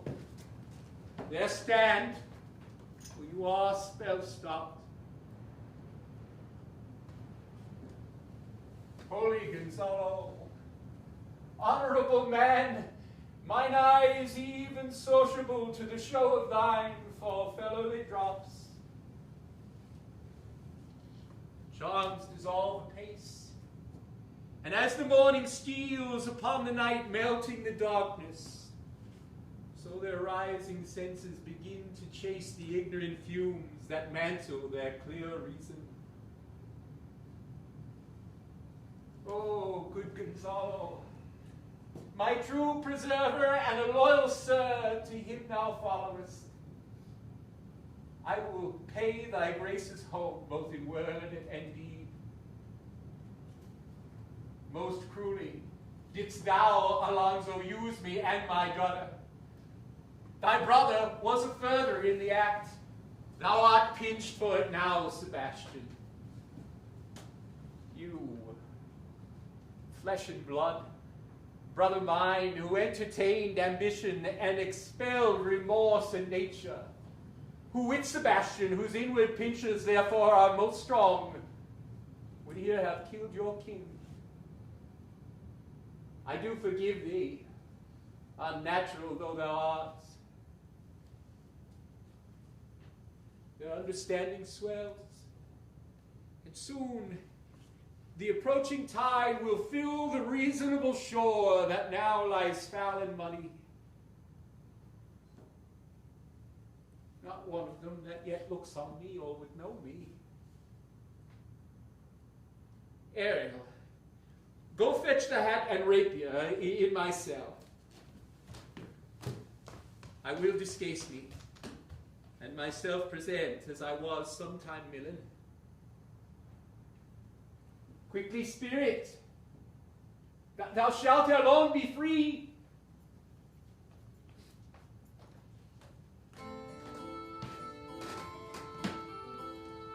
Where the bee sucks, there suck I. In the cowslip's bell I lie.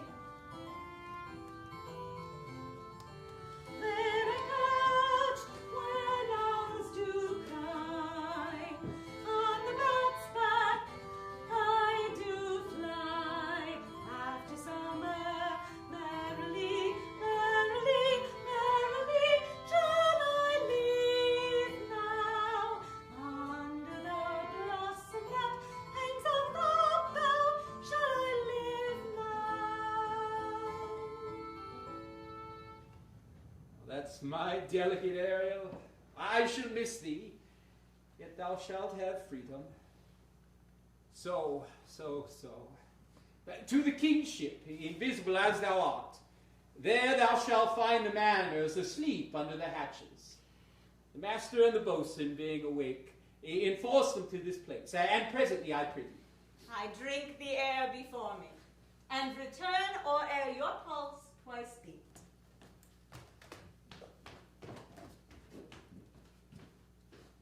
Oh, torment, trouble, wonder, and amazement inhabits here.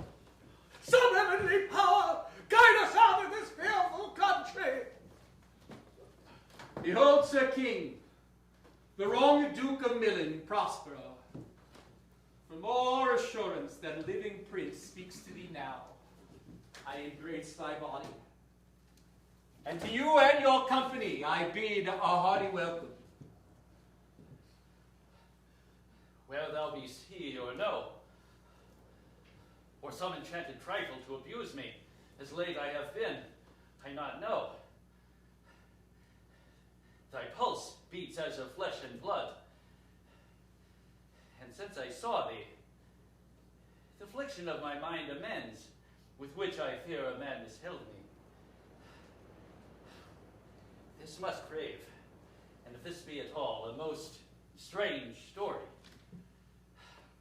Thy dukedom I resign, and do entreat thou pardon me my wrongs.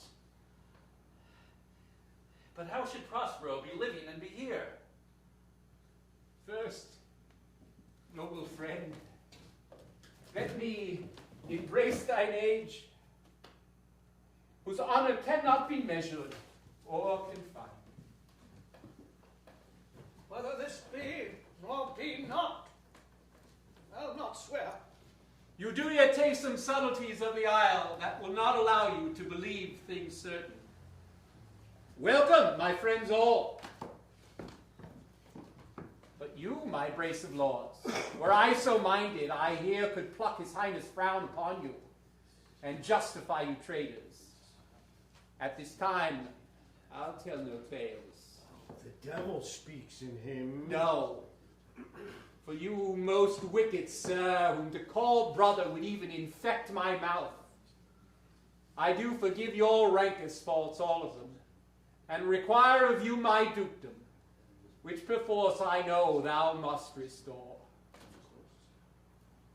If thou beest Prospero, give us particulars of thy preservation. How thou hast met us here, whom 3 hours since were wracked upon this shore, where I have lost. How sharp the point of this remembrance is, my dear son Ferdinand. I am Wolfert, sir. Irreparable is the loss, and patience says it is past her cure. I rather think you have not sought her help, whose soft grace for the like loss I have her sovereign aid, and rest myself content. You the like loss? As great to me as late, and supportable for the dear loss, have I means much weaker than you can call upon to comfort you. For I have lost my daughter. A daughter? Oh, heavens, that they were living both in Naples, the king and queen there. That they were, I wish myself were mudded in that oozy bed where my son lies. When did you lose your daughter? In this last tempest. I perceive these lords do so admire, they devour their reason. They scarce believe their eyes do offices of truth. Their words are natural breath. Well, howsoever you have been jostled from your senses, know for sure that I am Prospero, that very duke who was thrust forth from Milan, and most strangely on this shore where you were racked was landed, to be the lord on it. No more yet of this, for 'tis a chronicle of day by day, and not a relation for a breakfast, nor befitting this first meeting. Welcome, sir. This sails my court. Here have I few attendants and subjects none abroad. Pray you, look in. My dukedom, since you have given me again, I will requite you with as good a thing. At least bring forth some wonder to content you as much as me, my dukedom. Sweet lord, you play me false. No, my dearest love, I would not for the world. Yes, for a score of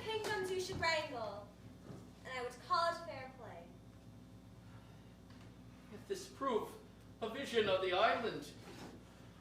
One dear son shall I twice lose. A most high miracle. Though the seas threaten, they are merciful. I've cursed them without cause.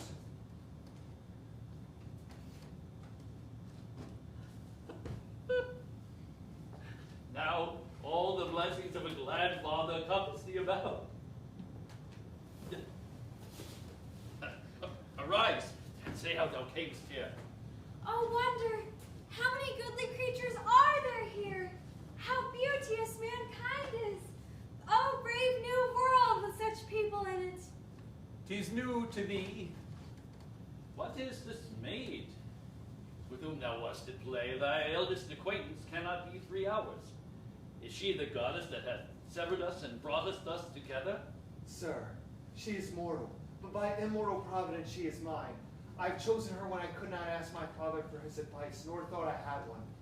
She is daughter to this famous Duke of Milan, of whom so often I have heard renown, but had never seen before, of whom has given me a second life. And second father, this lady makes him to me. I am hers. But oh, how oddly will it sound that I must ask my child forgiveness. There, sir, stop. Let us not burden our remembrances with the heaviness that's gone. I have inly wept, and should have spoke ere this. Look down, you gods, and on this couple drop a blessed crown, for it is you that have chalked forth the way which has brought us hither. I say amen, Gonzalo. Was Milan thrust from Milan, that his issue should become kings of Naples? Oh, rejoice beyond a common joy, and set it down with gold on lasting pillars. In one voyage did Caliban her husband find at Tunis, and Ferdinand, her brother, found a wife where he himself was lost. Prospero, his dukedom in a poor isle, and all of us ourselves, when no man was his own. Give me your hands. Let grief and sorrow still embrace his heart, and doth not wish you joy. Be it so. Amen.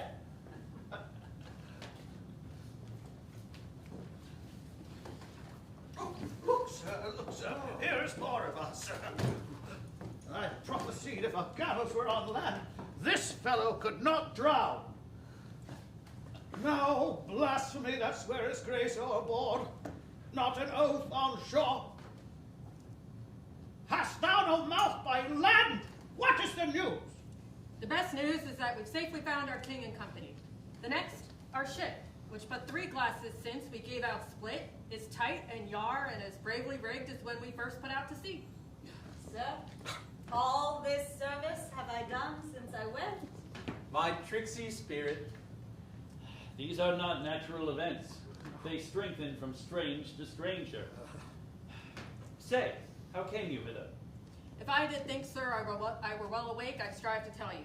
We were dead of sleep, and how we know not, clapped under hatches, where but even now, by strange and several noises of roaring, shrieking, howling, jingling chains, and more diversity of sound, all horrible, we were awaked, straight away at liberty, where we, in all her trim, freshly beheld our royal, good, and gallant ship, our master capering to eye her, on a trice as you please, even in a dream where we divided from them, and brought moping hither. Wast well done. Bravely, my diligence. Thou shalt be free. These are not natural events. This is as strange a maze as e'er man trod. And there is in this business more than nature was ever conduct of. Some oracle must rectify our knowledge. Sir, my liege, do not infest your mind with beating on the strangeness of this business. At peak pleasure, which shall be soon, single all resolve you, which to you shall seem probable of every these happy accidents. Till when, be cheerful, and think of each thing well. Come hither, spirit. Go set Caliban and his companions free. Untie the spell.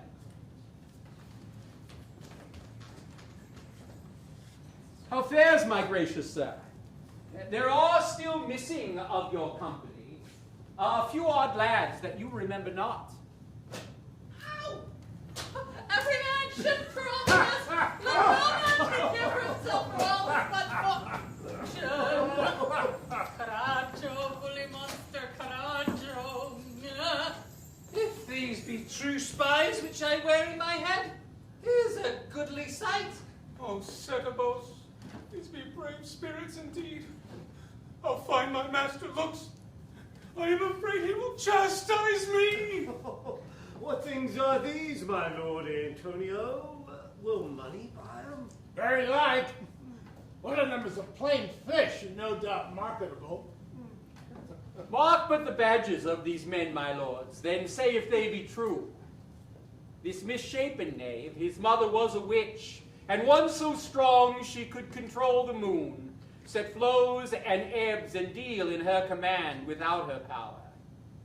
These three have robbed me. This demi-devil, for he's a bastard one, had plotted with them to take my life. Two of these men you must know and own. This thing of darkness, I'll acknowledge mine. I shall be pinched to death. Is not this Stefano? My drunken butler. He is drunk now? Where had he wine? And Trinculo, oh, is reeling right. Where should they find this grand liquor that hath gilded them? How camest thou in this pickle? I've been in such a pickle since I saw you last, that I fear me will never out of my bones. I shall not fear fly blowing. How now, Stefano? Touch me not. I am not Stefano, but a crab. You'd be king of the isle, sir. I should have been a sore one then. This is as strange a thing as e'er I looked on. He is as disproportioned in his manners as in his shape. Go, sir, into my cell. Take with you your companions, and as you mean to have my pardon, trim it handsomely. Aye, that I will, and I'll be wise hereafter and seek for grace. Oh, what a thrice double ass was I to take this drunkard for a god and worship this dull fool. Go to, away! And bestow your luggage where you found it. Or stole it, rather. Sir, I invite your highness and his train to my poor cell, where you shall take your rest this one night, which part of all waste with such discourse as I not doubt will make it go quick away. The story of my life, and the particular accidents gone by since I came to this isle. And in the morn I'll bring you to your ship, and so to Naples, where I had hoped to see the nuptials of these our dear beloved solemnized, and then retire me to my Milan, where every third thought shall be my grave. I long to hear the story of your life, which must take the ear strangely. I will deliver all, and promise you calm seas, auspicious gales, and sail so expeditious that shall catch your royal fleet far off.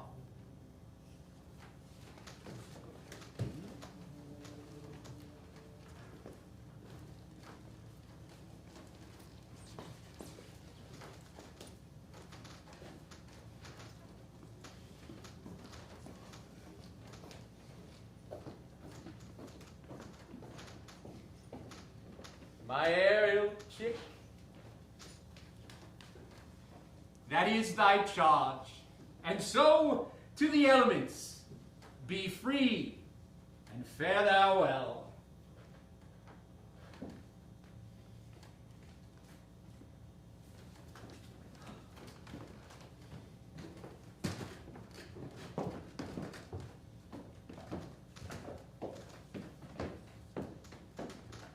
Please you, draw near. Now my charms are all o'erthrown, and what strength I have's mine own, which is most faint. Now 'tis true, I must be here confined by you or sent to Naples. Let me not, since I have my dukedom got, and pardon the deceiver, dwell in this bare island by your spell. But release me from my bands with the help of your good hands. Gentle breath of yours my sails must fill, or else my project fails, which was to please. Now I want spirits to enforce, art to enchant, and my ending is despair, unless I be relieved by prayer, which pierces so that it assaults mercy itself, and frees all faults.